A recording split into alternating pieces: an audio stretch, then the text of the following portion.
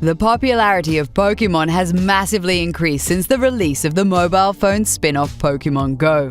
The franchise has had loads of awesome spin-off games over the years.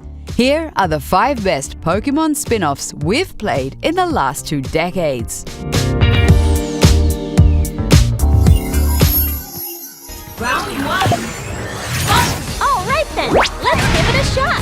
A game where Pokémon actually fight each other, complete with punching and kicking and stuff? Sign us up! Pokkén Tournament shows you what happens if you put Pikachu up against MewTwo and cover it in a tasty Tekken-sauce. Or any of the other 14 characters, of course.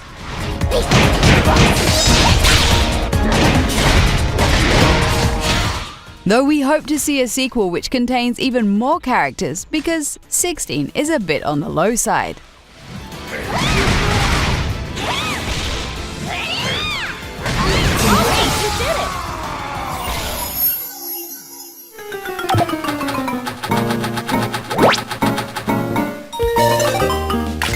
We have seen multiple franchises getting a pinball spin-off, but this Pokémon version is definitely one of the best.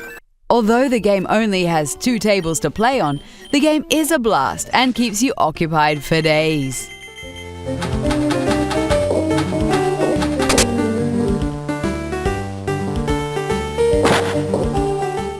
This game lets you collect more than 200 Pokémon from the first 3 generations and improves on its predecessor in every way, although it does lack the rumble function the first one had.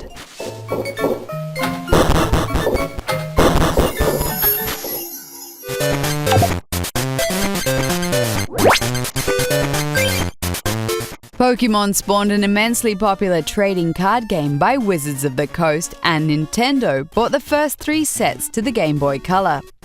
The game looked a lot like Pokémon Red and Blue, but because it was a card game, it played completely differently.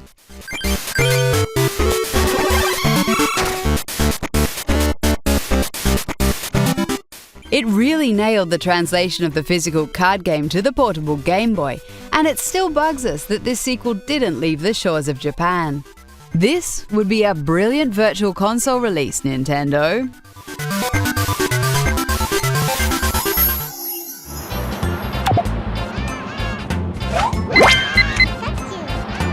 One of the most requested games to get a sequel is definitely Pokémon Snap. In this game, you should try to fill your Pokédex by taking photos of different Pokémon. The game plays like a shooter on rails in which you control the camera and lure Pokémon out of their hideouts by throwing apples.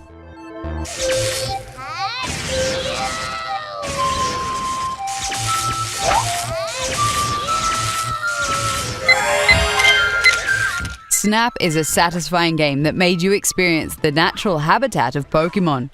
Somehow, we think the Wii U or 3DS would be a perfect platform for a sequel.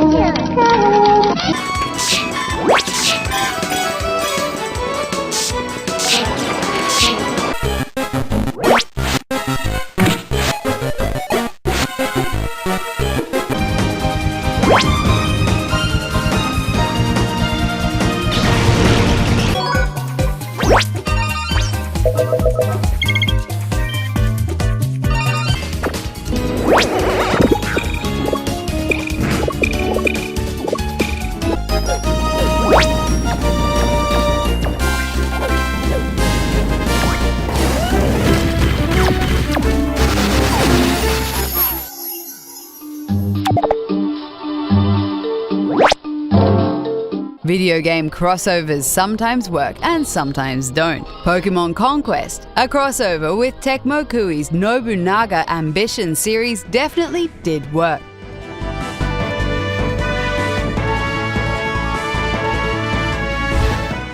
In this tactical game, the franchise took a completely different direction, but still felt like it was part of the Pokémon universe.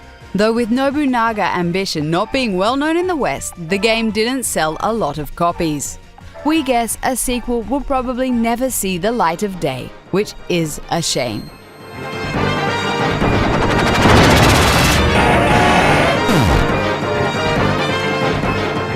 What's your favorite Pokemon spin-off?